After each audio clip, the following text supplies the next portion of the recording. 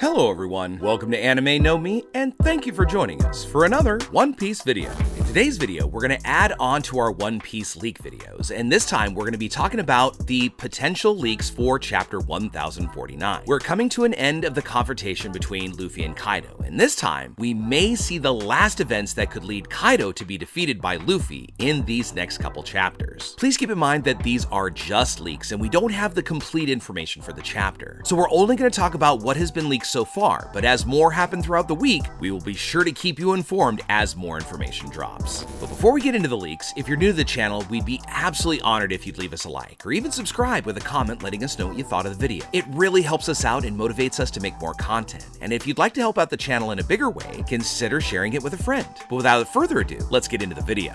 So friends, first, I'm going to quickly read the topics, and then we'll go through each in detail. So for Chapter 1049, it sounds like the title will be, quote-unquote, the world we should aspire to. Now, on the cover, it looks like somebody burned Niji and Yanji's book. There's going to be a Kaido flashback where we'll see his childhood in Vodka Kingdom, and where a few years later he met Whitebeard and had told him that Rocks wanted to meet him. In the present, we see that Rizo's water leaves the castle and the flame clouds disappear, but Momo is able to make some new ones. Luffy also says that he would create a world where none of his friends would ever starve, and then he hits Kaido and Kaido falls to the ground of the flower capital. In yet another flashback, Kaido tells King that Joy Boy will be the man that can defeat him. So with that pretty good list of spoilers, let's take a moment to look at each in turn. So starting with the beginning of the chapter, we begin with Kaido's story, and we see him as a small on his home island called Vodka Kingdom. Now, we don't have much information about the events that occur in this flashback. However, everything indicates that since childhood, Kaido had been extremely powerful and had made other powerful pirates recognize his strength. So as time passed, Kaido became much more noticeable and then recruitable. We see Whitebeard appear in the Vodka Kingdom, calling on Kaido to join the crew that he belonged to, as his captain Rocks had taken a very keen interest in Kaido. There'll probably be a little bit more to this flashback as we'll have more important information, but so far we don't have much more to say about Kaido's past, but we know that once we see it, we're going to be excited to learn much more about our big dragon Yonko. Next, we go back to the present, where the conflict between Luffy and Kaido is still unfolding. But while Onigashima was on fire, we see that Rizo, along with the help of Jembe, managed to put out all the flames so they wouldn't spread and take any more lives. As we see part of Rizo's water leave the castle, when it touches the flame clouds that Kaido had made, it puts them out, and Onigashima would not be able to stay afloat any further. Seeing that there is no other choice, Momonosuke does his best to create the flame clouds like Kaido, and apparently gets it to work. Based on the leaks that we have, Momo manages to create the clouds and keeps Onigashima from falling so that his friends and allies won't lose their lives. And now that Momonosuke can create his own flame clouds, he no longer needs Kaido to keep his flames active, let alone continue with them in his combat with Luffy. Seeing that now he was ready to defeat Kaido, Luffy gives his all, and while attacking Kaido, he says that he will create a world where none of his friends will ever feel hungry. With Luffy's great determination, he pulls on all of his strength and hits Kaido with everything he has, and it seems the Yonko can't withstand the force of Luffy's punch. We next see Kaido quickly falling towards the flower capital. Now, we don't have much more information that he was defeated or loses his life, but it seems like Kaido may be going down for the count. While on the ground, possibly defeated, we see another flashback appear, but this time it's when Kaido and King are talking, and Kaido tells King that the only man who could defeat him would be Joy Boy.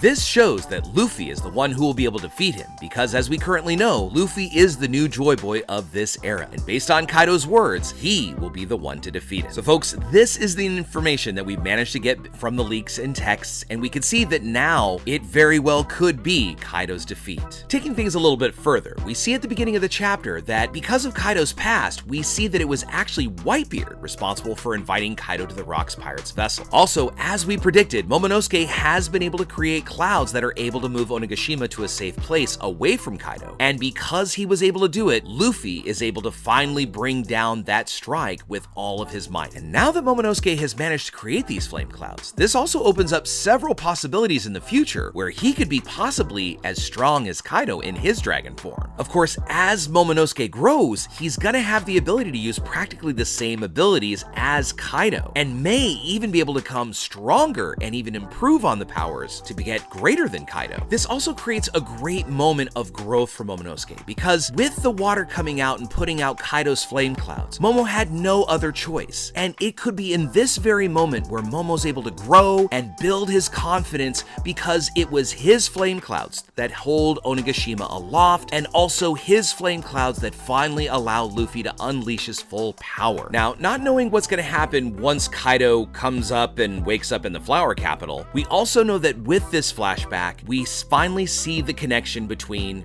Joy Boy and what Kaido was waiting for. So this may be the moment where we see Kaido finally acknowledge Luffy and finally see that it really is Joy Boy coming back. Because of course we've also had it confirmed that Zunisha said that they were feeling that Joy Boy had finally returned. The reason why Zunisha said this was of course because we could hear the sounds of the drums of liberation, something that was coming from Luffy's very heart, and this confirms that Luffy may be and is the Joy Boy of this new era. Now of course, until we have the magical narrator coming in and finally giving the decisive statement that Luffy won his fight against Kaido, there still may be a little bit more to play out in this battle. The main cover story is also really interesting because it seems that whatever's going on in Whole Cake Island seems to be heating up, because of course Niji and Yanji's book has been burned, and we also had in our last cover story where it looked like the other two Vinsmoke siblings had come back. And of course we also got to see Cracker, which up until his defeat against Luffy, we really haven't seen him and he's been absent from the story. Now before we go, we also want to touch on a couple of the other little details that were also shared here. For instance, Kaido's native home kingdom was called the Vodka Kingdom. Now we don't know if this location is known, but it could be very important in the future and could have a tie to the Oni that